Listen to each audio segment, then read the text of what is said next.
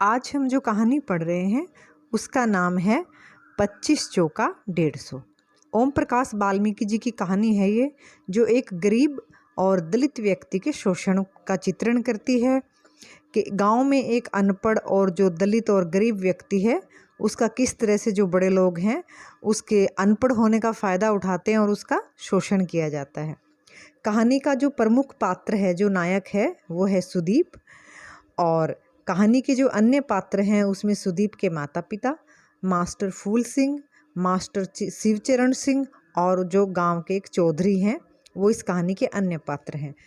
कहानी जो है वो आरंभ होती है, सुदीप जो एक दलित युवक है वो पढ़ लिख कर एक अच्छी नौकरी प्राप्त करता है शहर में, और अपनी पहली जो तनख्वाह है वो मिलने पर अपने गांव लौट रहा है और वो बस पकड़ता है। और बस में बैठे बैठे ये पूरी कहानी वो अपने मन में अपने बचपन की जो यादें हैं वो सोच रहा होता है कि किस तरह से उसके अनपढ़ पिता का गांव के जो बड़े लोग हैं वो शोषण करते थे।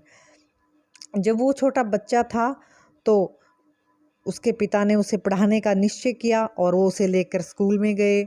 और वहाँ बार बार उन्होंने जो वहाँ मास्टर जी थे उनसे रिक्वेस्ट करी, उनसे आग्रह किया कि उनके बच्चे को स्कूल में दाखिला मिले। और उन मास्टर जी का नाम फूल सिंह था। उन्होंने बच्चे को स्कूल में दाखिल किया और सुदीप जो है वो बहुत अच्छा बच्चा था, वो बहुत अच्छी पढ़ाई करने वाला विद्यार्थी था। तो वो जल्दी ही जो स्कूल के सबसे होशियार जो विद्यार्थी हैं उनमें उसकी गिनती होने लगी। और जो एक मास्टर हैं वहाँ शिव नारायण सिंह, जो कहानी के एक पात्रों में जिनका नाम आता है, वो चौथी क्लास के बच्चों को 15 तक पहाड़े याद करने के लिए कहते हैं। और जो सुदीप है वो बहुत होशियार था तो उसको 24 तक पहाड़े उन्होंने याद करने के लिए दिए। तो जो सुदीप है वो घर आकर जो 25 का पहाड़ा ऊंचे ऊंचे स्वर में याद करता है। तो सुदीप अपना पहाड़ा बोलता रहता है, लेकिन जब उसके पिता सुनते हैं तो वो कहते हैं कि 25 चौका 100 नहीं होता है, 150 होता है। सुदीप जब पहाड़ा याद कर रहा होता है तो वो 25 चौका 100 बोलता है, लेकिन उसके पिता अपनी बात पर अड़े रहते हैं कि 25 चौका 150 होता है। तो अगले दिन सुदीप जब स्कूल पहुंचा तो मास्टर जी ने पहाड़ा सुनाने के लिए कहा। तो सुदीप ने पहाड़ा सुनाया, उसने कहा 25 चौका 150।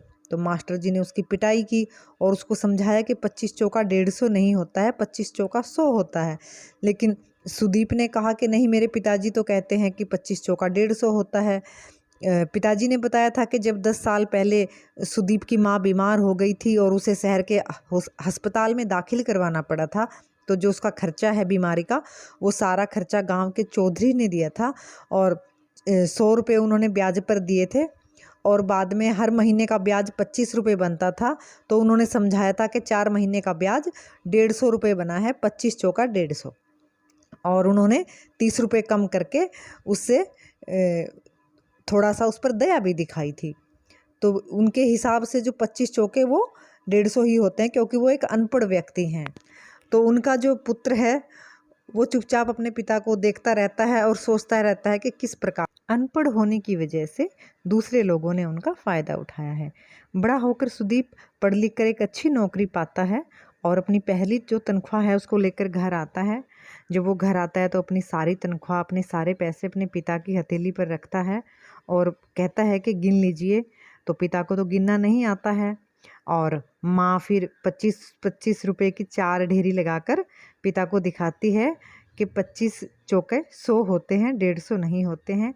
और सुदीप देखता है कि किस तरह से अनपढ़ लोगों का, दलित व्यक्ति का, गरीब व्यक्ति का, जो गांव के बड़े अमीर लोग होते हैं उनकी अनपढ़ होने का फ़ायदा किस तरह से उठाते हैं। और जो गरीब व्यक्ति है उसे वो अपना भाग्य मान लेता है और बड़े लोगों की बात को वो सच मानता है। कहानी का जो प्रमुख उद्देश्य है वो एक गरीब, दलित और एक जो अनपढ़ व्यक्ति है उसके शोषण का चित्रण करता है कि किस प्रकार से अमीर लोग अपनी झूठी दया के नीचे एक गरीब, दलित और अनपढ़ व्यक्ति का शोषण करते हैं, उसके अनपढ़ होने का फ़ायदा उठाते हैं। और जो दलित है, जो गरीब है, वो व्यक्ति इसे अपना भाग्य मानकर, अपनी नियति मानकर उसी परिस्थिति को स्वीकार करता है। उसे लगता है कि वो ऐसे ही जीता है और जो अमीर व्यक्ति है वो बिल्कुल सही है। सुदीप के पिता गांव के चौधरी की हर बात को सच मानते थे, उसे एक अच्छा व्यक्ति मानते थे। लेकिन सुदीप ने जब साबित किया कि वो झूठ बोल रहे थे तो उन्हें बड़ा दुख हुआ। गांव के चौधरी पर सुदीप के पिता का जो एक विश्वास था वो टूट जाता है और उन्हें लगता है कि उनके साथ कितना बड़ा धोखा।